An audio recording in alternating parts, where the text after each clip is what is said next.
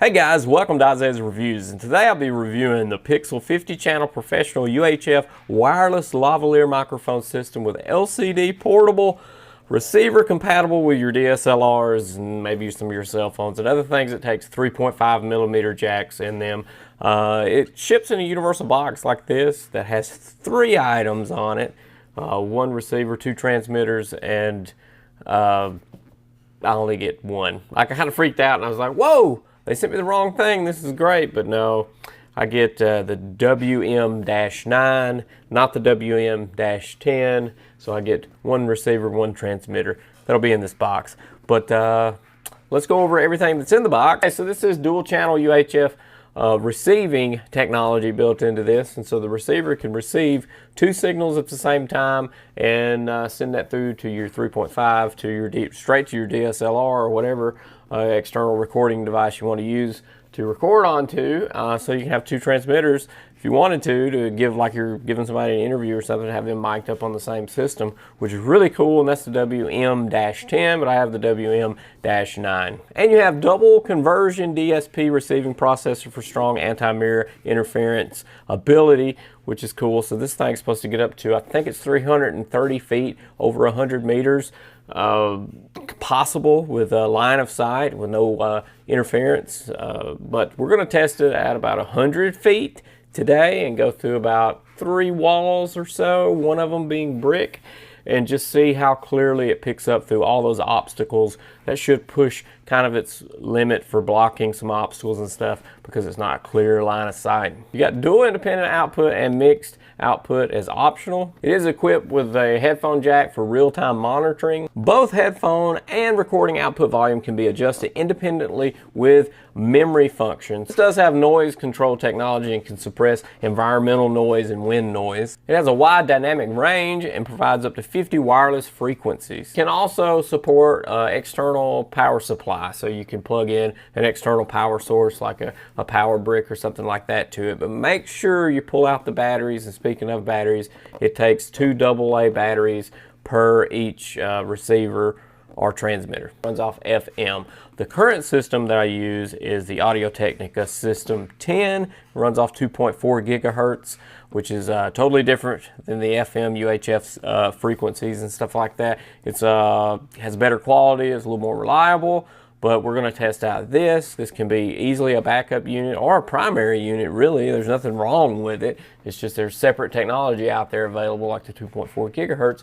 But with the 2.4 gigahertz, you're looking at spending a lot of times this price in money, like 2, 3, 4 times the price of this. So really, for what this is and for what the price is, I'll leave a link down in the YouTube description, but for what the price is for this, it really sounds like a good product on paper. And your operating time with those AA batteries is about 10 hours. And this box contains the WM-9, contains a transmitter, a receiver, an audio cable, 3.5mm to XLR conversion cable, lavalier microphone, shot mounted connector to receiver, a belt pack clip ×2, and a user manual. So now that all that hoopla is out of the way and we have a great idea of what's in here, let's get into this box. Let's transition over to this system, and then we're just going to test out the audio quality and the distance for about 100 feet through 3 walls, and that'll kind of be the telltale decision on whether or not you should get it. So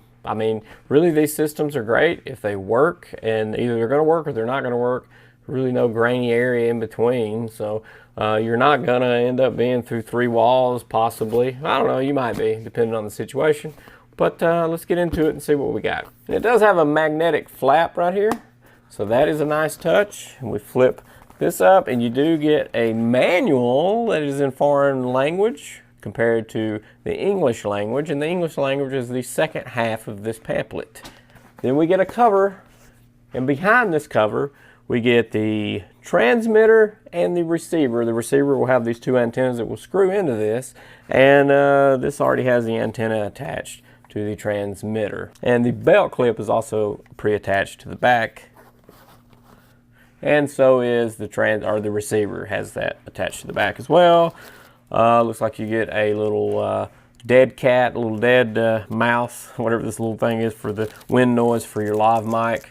And I don't think anything else is in there. Then we get the cold shoe adapter for the receiver. Over in this section is normally where the other transmitter would go, and we just have a little blank area there. And in this box is, I think, some more paperwork and all the little adapters and stuff.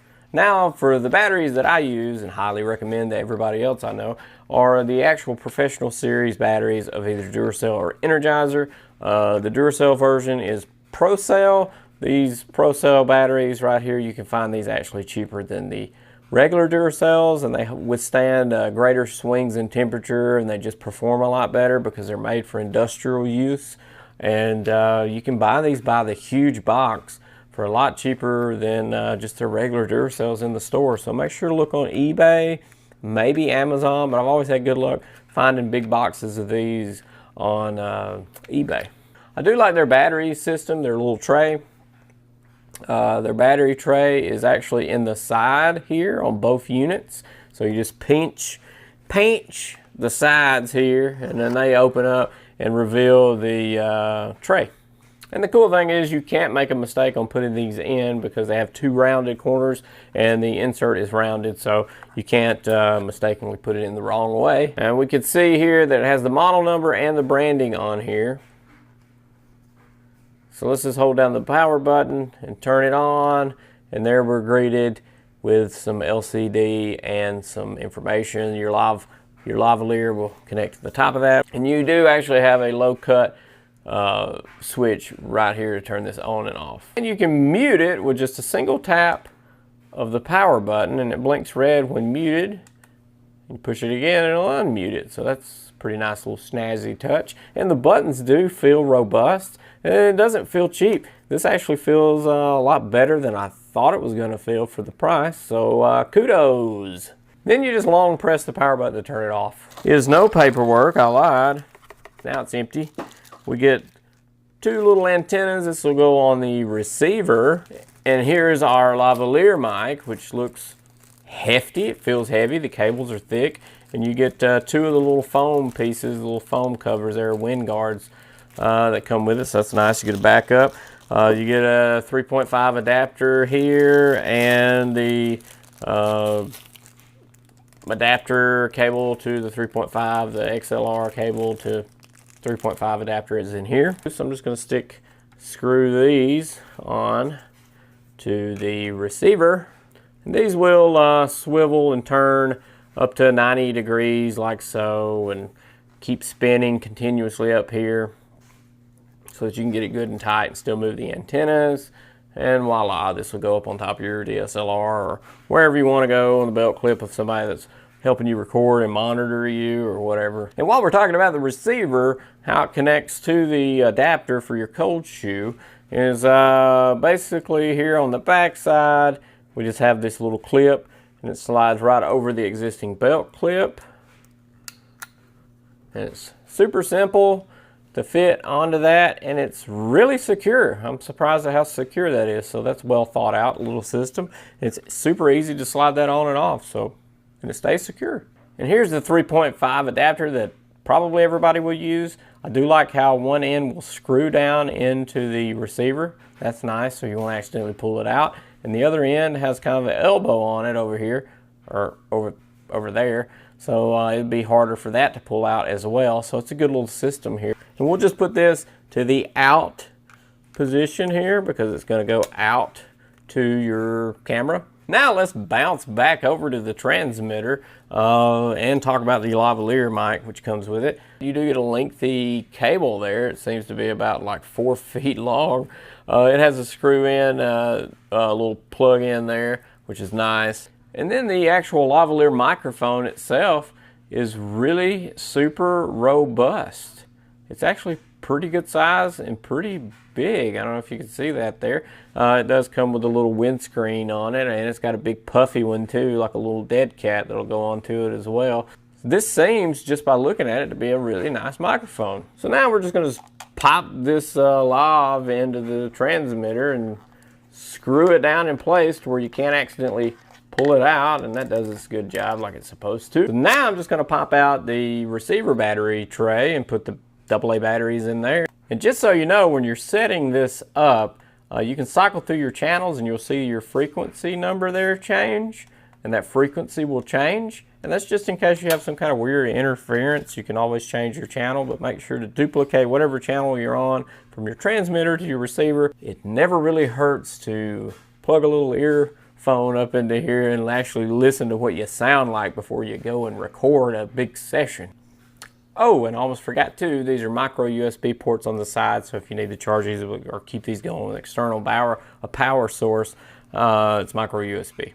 All right, so I got everything paired up correctly with the correct channels for each one, and they look completely synced up. You got a little antenna, and you also got a little meter for your microphone that runs on the receiving side there. You can see that moving around. So I have that set up. So I'm just going to connect this over and swap. So listen very carefully to the Audio Technica 2.4 Hertz signal that you're hearing right now. And now I'm going to change over to this other microphone. Voila, we're over here onto the new system now. We're onto the Pixel system. I'm going to talk for a little bit to let you get all the syllabuses and the S's and the plurals and the PP's and the SS's and all that kind of stuff to hear that. I have my levels correct. Before I forget, the receiver has the MX ST on the side switch. The MX is for mix and the ST is for stereo. If it's in stereo, that means you're using two transmitters, and one transmitter will be the left channel, one will be the right. And then if you're just using a single transmitter, you want that on the mix so that you take up both left and right channels, channel 1 and channel 2. So basically what I'm going to do is go check out this low pass filter right quick that's on here.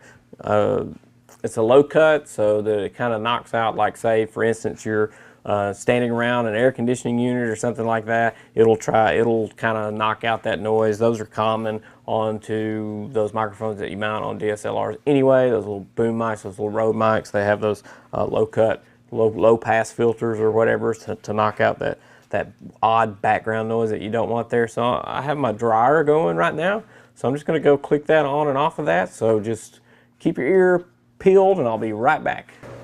Okay, so I'm right next to my dryer right now, and it is running and the low cut is off. I'm about to switch it on now. The low cut pass filter, the low pass filter, whatever, is on now, and then now I'm going to switch it back to off. It is off now, and I'm right next to the dryer, and I'm going to be quiet and switch it on now.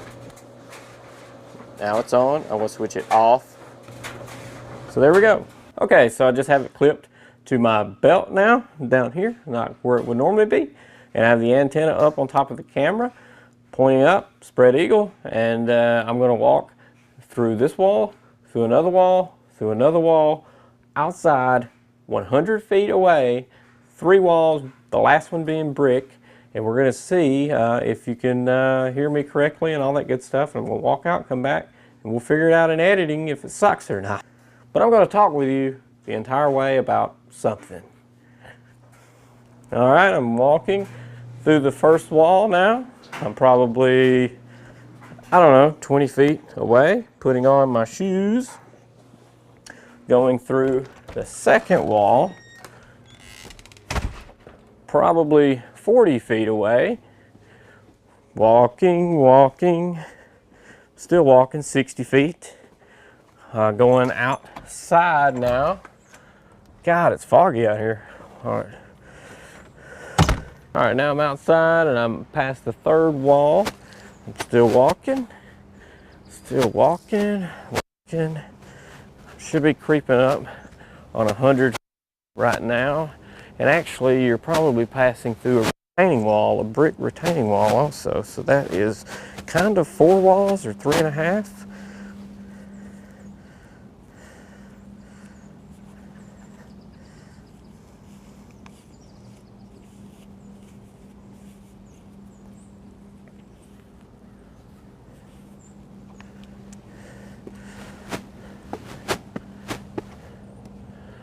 And I'm actually going to go ahead and grab some boxes off my front porch.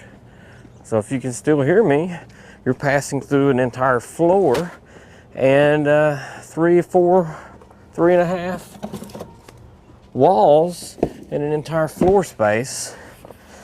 And now I'm going to come around outside. I'm probably back to 100 feet away. Still walking.